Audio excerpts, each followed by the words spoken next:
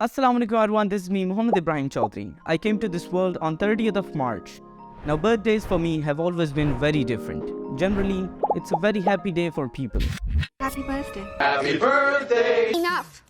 Sad at times as well, but I'm talking about the general vibe. I spent many birthdays in this world, but generally I used to be very sad on most of them.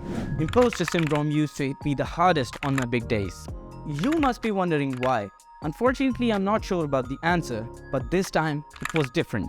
I didn't throw the world's largest party like Iran did once.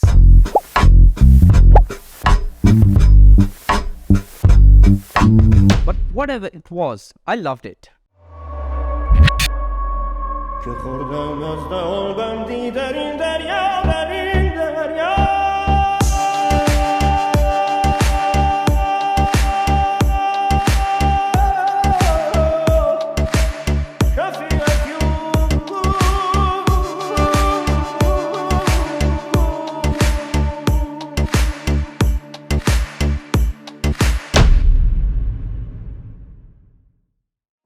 Before I begin to tell you why and how it was different this time, let's see the basic thought behind the birthdays. Tell me. Let's actually ask Google what is a birthday.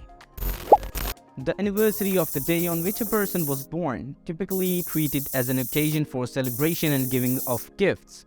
The day of person's birth, the anniversary of something's origin or foundation. Now if we look closely, it's all about the positive part and things of your life. And why is it about that?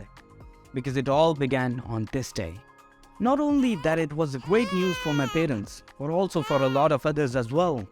Right when we are born, a lot of dreams are connected to us.